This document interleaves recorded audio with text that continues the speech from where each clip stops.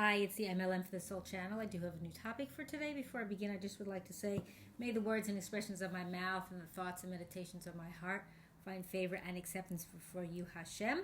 And this is the continuation of the Mesillas Yesharim, which means the way of the upright or the path of the just, from the Ramchal, Meshamayim Lomdim.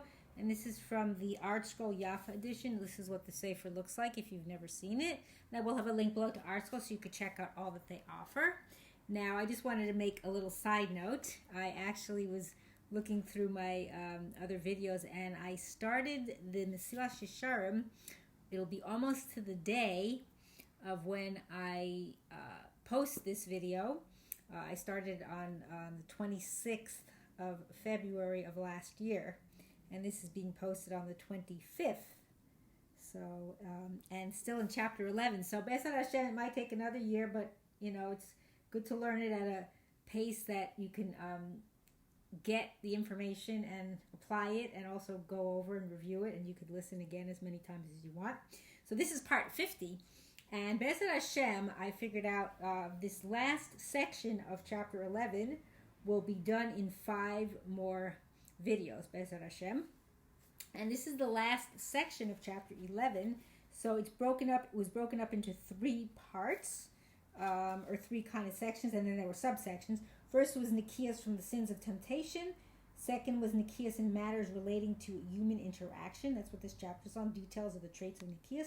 And finally, this is the final section called Nikias in character traits. And then there still will be one more chapter on Nikias, how to acquire it. That's the next chapter, and that's a short chapter. So BeEzrat Hashem, that'll just be one video. So this one, Nikias in character traits, I'm just going to go over. This is just kind of like the overview. So this is going to be a really short video, because the other ones are going to be longer, because there's 4 different traits that I'm going to go through each one. And what I want to do is I want to make it that I go through each one completely, instead of kind of stopping in the middle, because kind of it takes you away from that information. So some are going to actually be a little longer than others. Okay, so starting here, Nikias in character traits. Having completed his discussion of Nikias in one's actions, which we just talked about, with respect to both sins sins resulting from temptation and sins resulting from human interaction. So those were the last 2 sections. Ramchal devotes the final section of this chapter to Nikias in character traits. Just as one requires Nikias in his actions, so does one require, I don't know if I said acquire, but I should have said just as one requires Nikias in his actions, so does one require Nikias in his character traits, which are his midos, or midot, however you pronounce it. One can almost say that it is more difficult to attain Nikias in character traits than to attain it in actions. So, for human nature affects character traits more than it affects actions, since a person's makeup and disposition are either great facilitators or great hindrances to the specific character traits, which means that in order to perfect one's traits, he must often battle his natural inclination. So he's saying that the actions, it's harder to change your traits than your actions. Okay, so continuing on, and any battle that is waged against one's natural inclination is bound to be a fierce battle. And the commentary here says, one example which Ramchal discussed above in chapter 6 is that man's earthy nature promotes laziness and hinders him from attaining the worthy trait of zerizus. To acquire zerizus, therefore, one must battle his natural tendency towards idleness.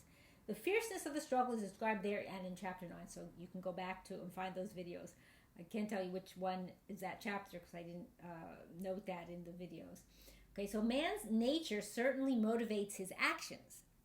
As Ramchal wrote at the beginning of this chapter, a person's character covets and craves theft and illicit relations. However, it is easier to restrain oneself from bad deeds than to change one's character.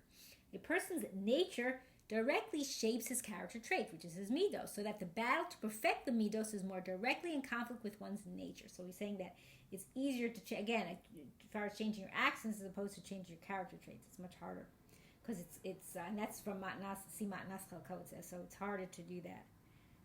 Okay, so continuing on, he says, this is the idea that the sages of blessed memory expressed in the statement in Avos 4:1. In Hebrew, it's Ezehu Gibar HaKovesh Et Yitzro, which is a very famous pasuk. or saying, who is a truly strong, excuse the noise if you're hearing that, wait till that passes, quite noisy. Okay, who is a truly strong person? One who conquers his evil inclination. And the commentary here says the Mishnah's reference to one who conquers his evil inclination as a, quote, strong person applies specifically to one who overcomes negative midos. This is evident from the verse that the Mishnah cites in support of its claim from Mishlei 16:32. He who is slow to anger is better than a strong man, and a master of his passions is better than a conqueror of a city. The difficulty inherent in uprooting poor character traits is pithily described in a well-known adage attributed to Rabbi Yisrael Salanter. It is easier to learn through the entire Talmud than to correct a single midah. That's from Tenuas HaMussar, Volume 1, page 284. So there you go. Now the Ramchal continues, and it says, Ramchal notes that he will limit his discussion to only a few character traits. Now there are many character traits within the human personality. For as varied as all the actions that are within a person's capability in this world, so too are the character traits after which he is drawn in performing his actions varied. A commentary here says, every action that a person does is driven by an aspect of his personality. In the course of life, one engages in a wide variety of activities, and these are guided by a broad range of midos.